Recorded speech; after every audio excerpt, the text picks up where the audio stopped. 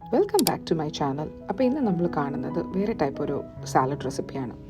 ആദ്യമേ നമുക്ക് വേണ്ടത് ലെറ്റ്യൂസ് വേണം. വെള്ളം ഇടാണ്ട് എടുക്കാനായിട്ട് മാക്സിമം നോക്കണം കേട്ടോ. അത് കഴിഞ്ഞിട്ട് നമുക്ക് വേണ്ട ഇൻഗ്രീഡിയൻസ് എന്ന് പറയുന്നത് കുറച്ച് അവക്കാഡോ വേണം, കുറച്ച് ഓണിയൻസ് വേണം.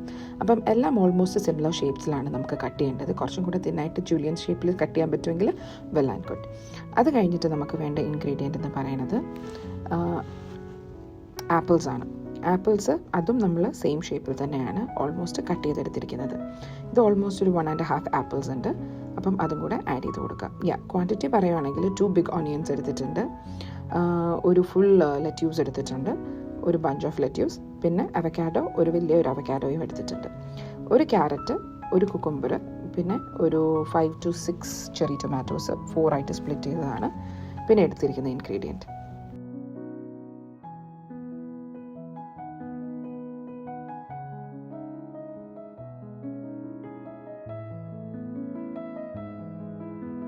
ഈ കോൺസ് ഞാൻ എയർ ഫ്രൈ ചെയ്തെടുത്തതാണ്. ഇച്ചിരി സോൾട്ടും ബട്ടറും പെപ്പറും കൂടി ഇട്ടിട്ട് നന്നായിട്ടൊന്ന് മിക്സ് ചെയ്തിട്ട് എയർ ഫ്രൈ ചെയ്ത് ഒരു ക്രിസ്പി രീതിയിൽ എടുക്കണം.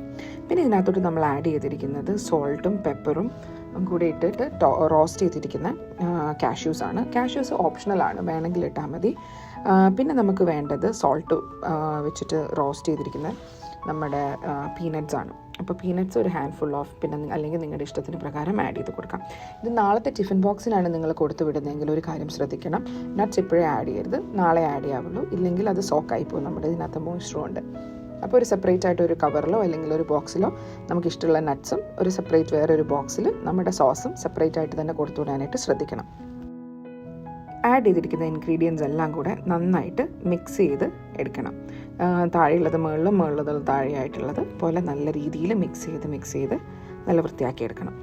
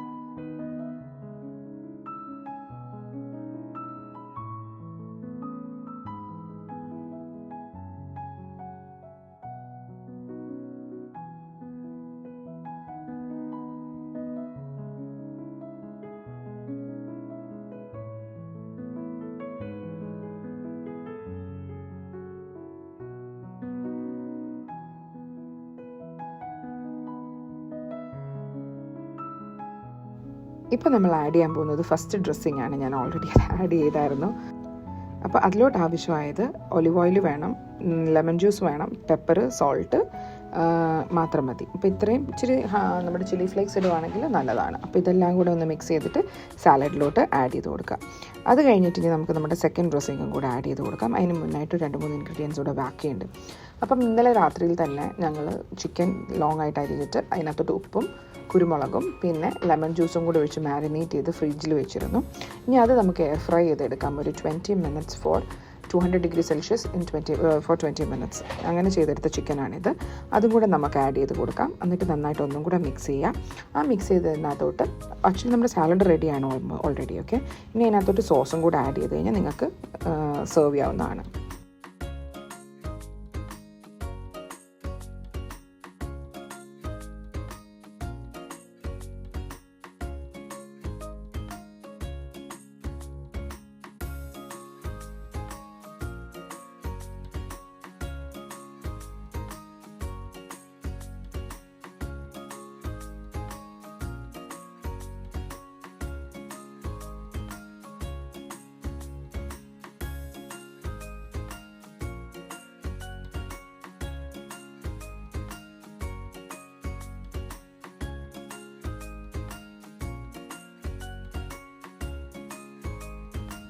ഇനി നമുക്ക് എങ്ങനെയുണ്ട് നമ്മുടെ സാലഡ് എന്ന് നല്ലൊരു എസ്തറ്റിക് പ്ലേറ്റിൽ സെർവ് ചെയ്ത് നോക്കാം.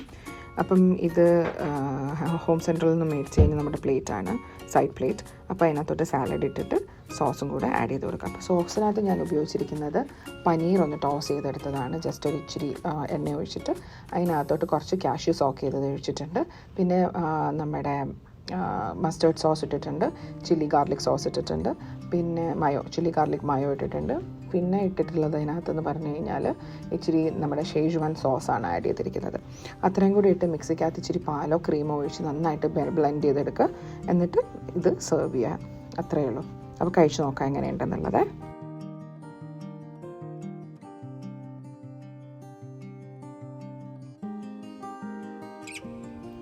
അടിപൊളിയാണ് ഗൈസ്, പറയാതിരിക്കാൻ പറ്റത്തില്ല. സാലഡ് ഇഷ്ടമില്ലാത്തവർക്ക് ഇങ്ങനെ ഉണ്ടാക്കി ഓരോരോ വെറൈറ്റി ആയിട്ട് നോക്കി കഴിയുമ്പോഴത്തേക്കും അടിപൊളിയായിട്ട് നിങ്ങൾക്ക് കഴിക്കാൻ പറ്റും.